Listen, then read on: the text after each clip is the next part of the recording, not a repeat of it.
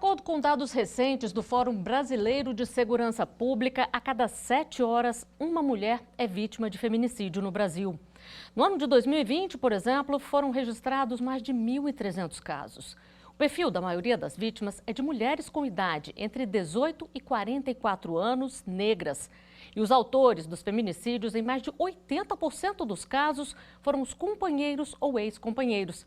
Grande parte dessas agressões aconteceram dentro de casa. No artigo 5º de hoje, vamos falar sobre violência contra as mulheres, relacionamentos abusivos e feminicídio. Como denunciar e o que diz a legislação vigente no país sobre o assunto. Mas antes, vamos ver o que diz a nossa Constituição. A Carta Magna diz que todos são iguais perante a lei, sem distinção de qualquer natureza, garantindo a inviolabilidade do direito à vida, à liberdade, à igualdade, à segurança e à propriedade.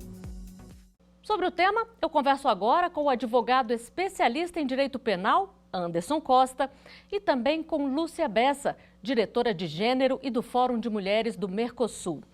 Muito obrigada pela participação de vocês no artigo 5º. E antes da gente começar a nossa conversa, nós vamos assistir a um vídeo de uma campanha de enfrentamento à violência contra a mulher. A cada minuto, 8 mulheres são vítimas de agressão no país. De cada 10 mulheres, 3 foram ameaçadas de morte pelo parceiro atual ou pelo ex. A cada 7 horas, um feminicídio acontece. Violência contra a mulher é crime. Nas próximas horas, alguém perto de você pode ser vítima. Por isso, é tão importante prestar atenção. Fique atento aos sinais. Escute, acolha, denuncie. Doutor Anderson, qual legislação protege as mulheres vítimas de violência? Inicialmente, gostaria de agradecer a participação, Flávia, a doutora Lúcia Bessa, uma honra, e fico muito grato por poder estar aqui contribuindo com o programa. Bem, Flávia, nós temos atualmente a Lei Maria da Penha, a Lei 11.340 de 2006, que traz aí todo um rito de proteção à mulher que sofre a violência doméstica e a violência familiar. E nós temos também o próprio Código Penal, que instituiu a qualificadora do feminicídio dentro do crime de homicídio, que se dá exatamente pela questão da violência doméstica ou familiar contra a mulher ou pela discriminação ou preconceito ao sexo feminino. Então, atualmente, nós temos em conjunto a Lei Maria da Penha com o Código Penal aí na proteção da mulher enquanto vítima de violência doméstica e familiar. Doutora Lúcia, a gente fala muito da importância das denúncias, mas onde uma mulher que é vítima pode denunciar? Eu quero agradecer essa participação, por agradecer estar aqui com o nosso querido Anderson, e quero pedir licença a você, Flávia, antes de responder a sua pergunta, e me solidarizar com as 16 famílias cujas mulheres tiveram suas vidas ceifadas aqui no Distrito Federal em menos de 10 meses do ano de 2022. E respondendo a sua pergunta, todas essas mulheres que tinham sonhos e tinham projetos e tinham famílias, e tudo delas foi retirado da maneira mais bárbara possível. Muitas delas, os registros das ocorrências contra os seus algozes foram feitos. Algumas delas estavam sob medida protetiva de urgência. E quando a gente analisa esse quadro, a gente percebe que o Estado verdadeiramente tem falhado na proteção na vida das mulheres. Que nós, enquanto sociedade, também estamos falhando na proteção à vida de todas nós mulheres. É claro e evidente que a Lei Maria da Penha, a Lei 11.340, veio para mudar paradigmas e dizer para mim e para você que nós não necessitamos mais viver sob o jugo da violência. Ela veio para prevenir a violência, para coibir a violência e também para punir o agressor. Agora, não obstante a Lei Maria da Penha, essa lei tão eficaz, nós mulheres continuamos morrendo e sofrendo na mão daqueles e daquelas que escolhemos para ser os nossos maridos, nossos companheiros, nossas companheiras, mas que infelizmente em algum momento de nossas vidas eles se tornaram os nossos algozes, se aqui estamos falando de uma relação homoafetiva. Nós precisamos mudar esse quadro.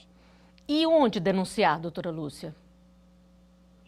Nós temos o 180, aqui no Distrito Federal, 1566, nós temos as delegacias de especiais de atendimento à mulher, nós temos as delegacias circunscricionais, nós temos que denunciar, porque, minha amada, você que está aqui nos assistindo, que sofre de alguma forma de violência dentre aquelas elencadas na Lei Maria da Penha, denunciar é, sobretudo, um ato de amor à sua própria vida e daquelas pessoas que convivem com você, de modo especial, os seus filhos e filhas.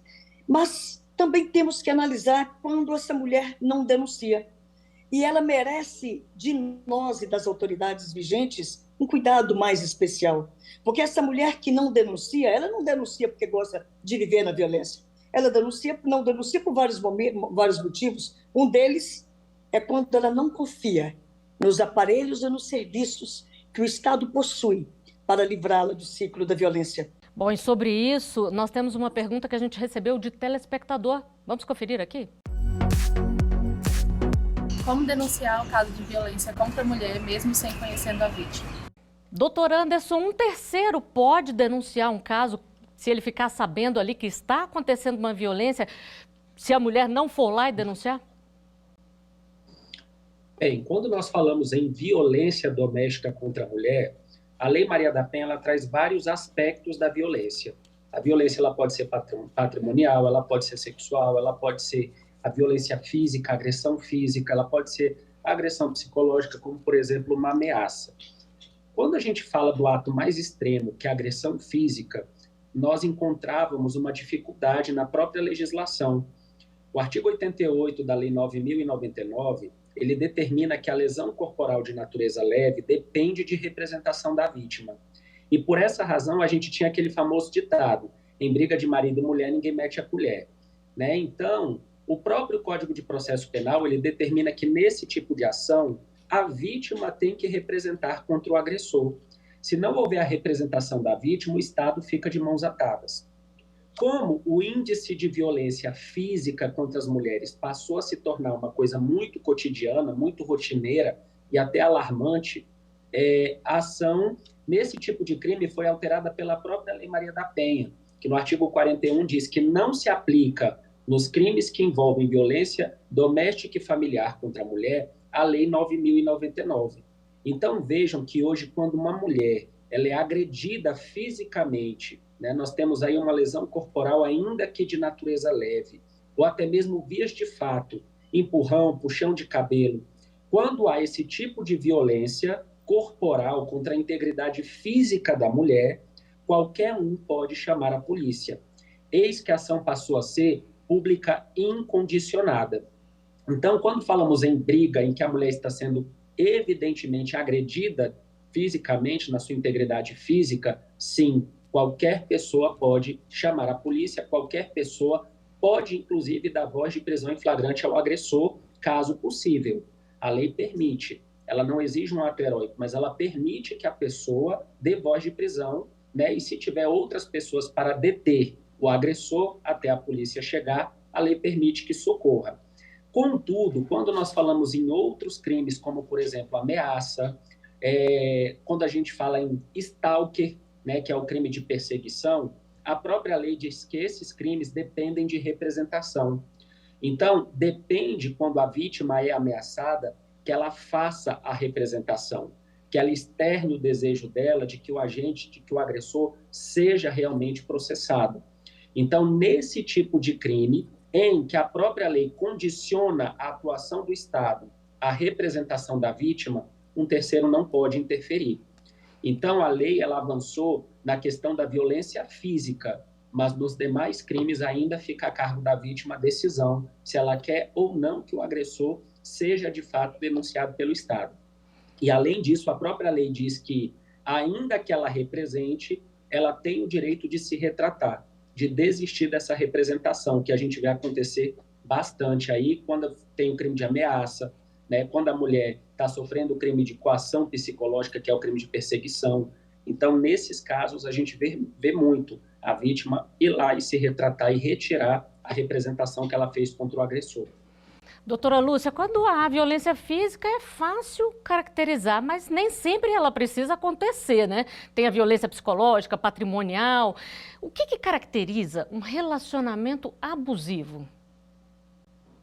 Excelente pergunta, Flávia. Um relacionamento abusivo é um relacionamento quando a outra pessoa nos faz nos sentir prostradas, envergonhadas, constrangida, quando a pessoa que pratica esse abuso, ela nos tira do convívio com os nossos familiares, ela nos tira do convívio com os nossos amigos, ela nos coloca em determinados padrões. Por exemplo, eu não posso vestir determinada roupa, eu não posso falar de determinada forma, não é? Eu não posso ir e vir de maneira convenientemente, de acordo com aquilo, com a minha vontade. O agressor, o abusador, ou a agressora ou abusadora, friso novamente, se estivermos falando de uma relação afetiva, é aquela pessoa que quer me privar do meu desejo, da minha vontade. A minha vontade, o meu desejo para esse abusador ou abusadora pertence a ele. O meu corpo pertence a ele. A minha vontade pertence a ele. Portanto, eu tenho que cumprir de acordo aos parâmetros estabelecidos por esta pessoa que está praticando esses abusos para comigo, sob pena de eu sofrer uma violência física, sob pena de ter a minha vida ceifada. Porque o feminicídio é o ápice da violência. Mas muitas mulheres cujas vidas foram retiradas dessa forma, elas já vinham sofrendo e morrendo diariamente, com uma palavra mal dita, com um comportamento determinado, com um controle, com uma dominação, com aquela pessoa que quer saber com quem eu falei, aonde eu falei, com quem eu estava, o batom estava vermelho, a saia estava curta, eu não preciso trabalhar, eu não posso estudar. Então, eu já venho sofrendo diária e rotineiramente agressões, e essas agressões podem, e nesse caso específico de algumas mulheres que nós citamos aqui, culminaram na violência maior, que é o feminicídio. Bom, nós vamos continuar a falar desse tema tão importante daqui a pouco, no próximo bloco, após o intervalo. A gente volta rapidinho. Até já.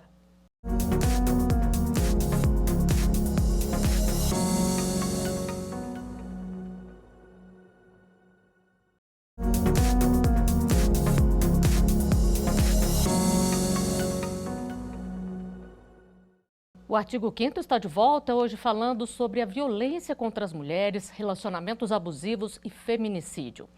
Sobre esse tema, eu continuo conversando com o advogado especialista em direito penal, Anderson Costa, e também com Lúcia Bessa, diretora de gênero e do Fórum de Mulheres do Mercosul. E a gente vai agora a mais uma pergunta enviada por telespectador. Vamos conferir. O que acontece se, após a mulher pedir medidas protetivas e depois de algum tempo ela e o agressor se reconciliarem? Doutora Lúcia, isso acontece com muita frequência? A mulher faz a denúncia, pede a medida protetiva e depois acaba voltando atrás? Felizmente, isso não tem acontecido com muita frequência, mas infelizmente ainda tem acontecido, porque muitas de nós ainda acreditamos naquele amor de romance, onde o meu amor basta. E é importante que a gente diga a essa mulher que obteve a medida protetiva de urgência que ela não dê causa à revogação da medida protetiva de urgência. Aquele agressor, aquela pessoa que a agrediu, ele pode aumentar o nível da agressão caso a gente volte a confiar nele. Doutora Lúcia, mas a senhora, isso é muito radical, a gente não pode confiar que o ser humano mude, sem dúvida nenhuma. É possível o ser humano mudar, senão a gente estaria sendo inútil a nossa existência aqui na Terra.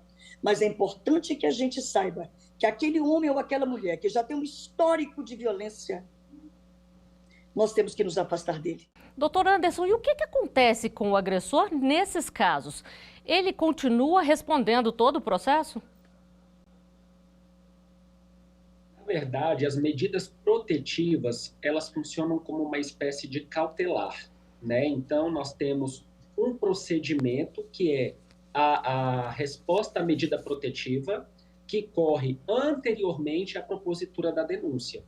Pode ser que na propositura da denúncia as protetivas continuem vigendo, né? Então, veja que geralmente quando a mulher faz o boletim de ocorrência, ela já solicita a medida protetiva.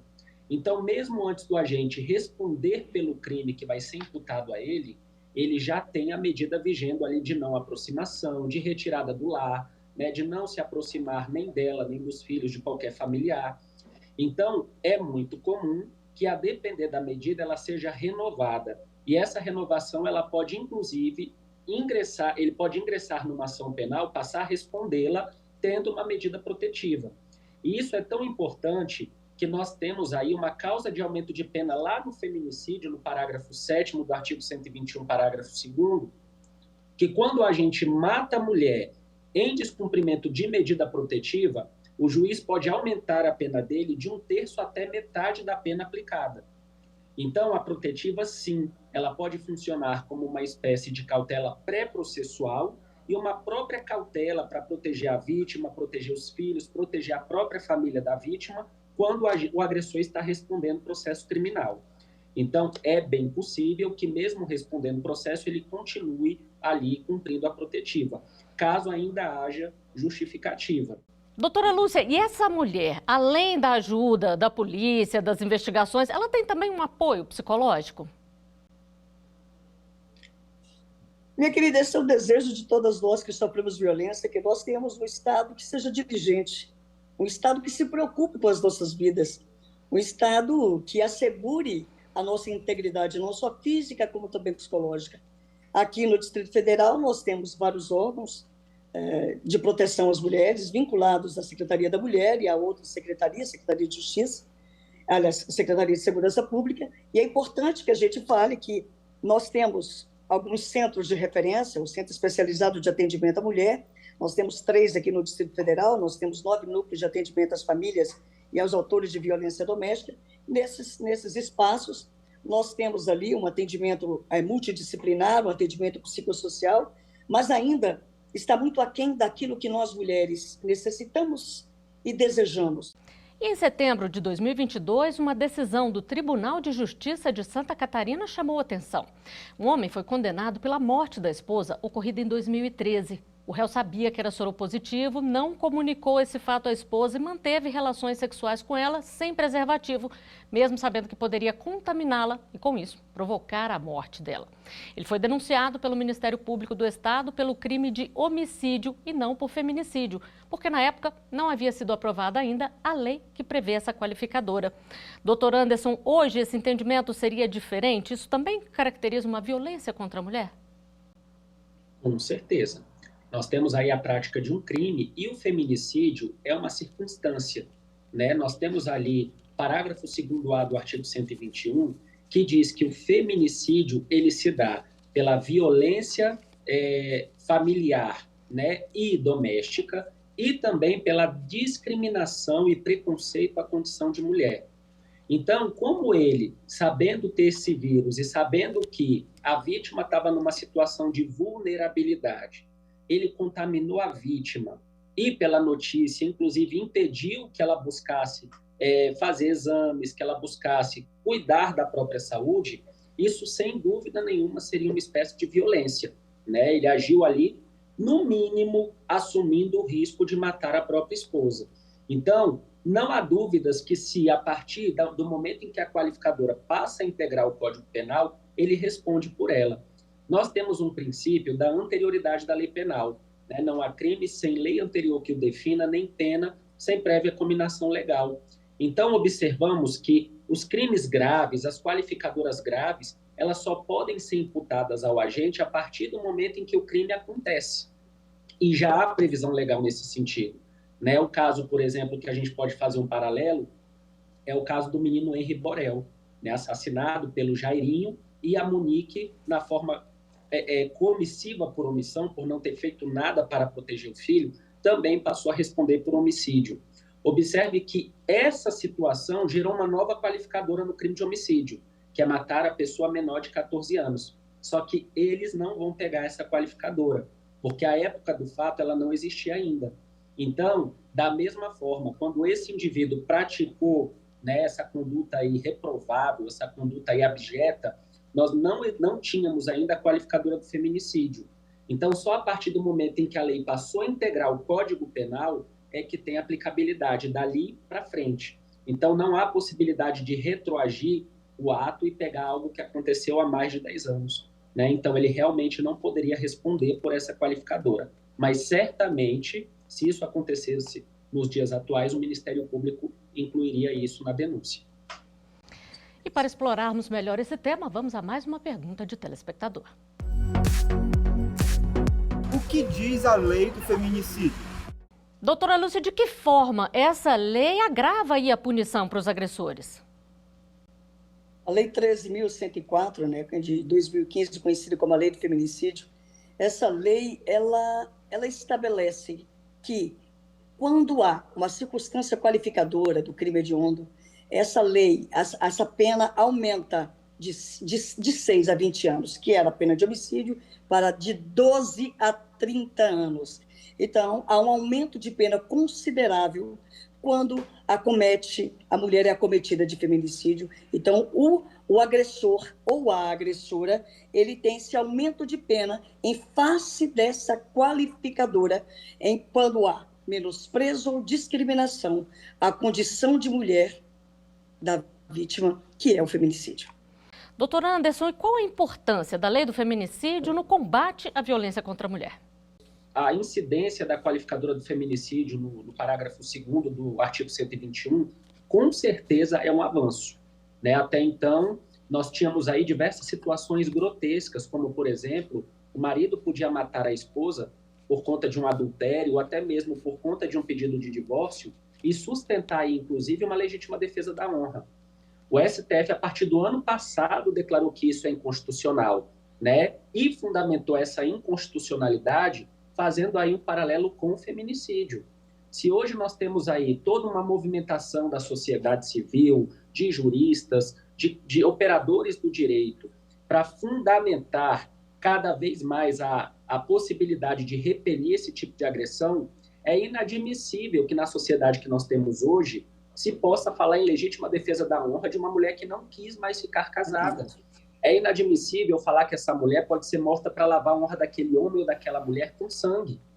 Então vejam que por conta disso, o feminicídio não é um marco, mas é uma pequena evolução do muito que a gente tem a caminhar, né? A grande caminhada veio com a Lei Maria da Penha e o Brasil teve que ser denunciado, né, internacionalmente. Por quê? Porque ele assinou tratados e pactos, como, por exemplo, a Convenção da Erradicação de Violência contra a Mulher no Pará, entre outras, e não implementava uma legislação para poder coibir esse tipo de violência. Então, a Maria da Penha foi um marco que surgiu com muita luta. Muitas mulheres aí foram à rua, lutaram, muitos juristas se manifestaram. Então, a Maria da Penha foi um grande marco. E a qualificadora do feminicídio é um pequeno avanço perto do muito que a gente ainda tem a caminhar, né, para justificar toda essa violência que a mulher sempre foi submetida durante a história, né? O Código Civil falava em sistema patriarcal, o pátrio poder. A mulher era dada para a família do noivo e não de dote. Então, a mulher era tratada como um objeto. A gente ouve falar que a mulher exerce a prostituição, mas quando fala do homem, as pessoas têm um certo preconceito, porque entende-se que a mulher tem a função de ser o objeto do homem, de desejo, de exploração. Então, eu acredito que a Maria da Penha, sim, é um grande marco. O feminicídio é um passo nessa caminhada que nós estamos tendo para a evolução da legislação e a gente tem muito ainda a crescer. A gente sabe que agora, em 2021, um novo crime veio para o Código Penal, que é o artigo 147B, que é a violência psicológica contra a mulher. Então, a mulher, quando ela perde a autodeterminação de poder escolher com quem ela vai andar, onde ela vai, com quem ela vai, o que vai fazer, qual a cor da unha que ela vai pintar. Quando ela perde a sua identidade, nós temos um crime que agora que foi tipificado no Código Penal, né, que é a violência psicológica. Então, vejam que também é mais um passo que a gente deu nessa caminhada que nós temos feito de forma árdua. Tem muita gente que no início defendia a Lei Maria da Penha como inconstitucional. Gente, ela é qualquer coisa menos inconstitucional. Inconstitucional é verificar a mulher como objeto, é verificar a mulher como uma pessoa que não é sujeito de deveres. Inconstitucional é reconhecer que a mulher não pode estar onde ela quer. Isso é inconstitucional. O lugar da mulher é onde ela quiser. Bom, a gente teria muito mais a falar aqui, mas infelizmente o nosso tempo chegou ao final. Doutor Anderson, doutora Lúcia, muito obrigada pela participação de vocês aqui e todos os esclarecimentos. Eu agradeço também a sua companhia. Você pode rever os nossos programas no site da TV Justiça ou acompanhar o nosso canal no YouTube. Até o próximo Artigo 5º. Tchau!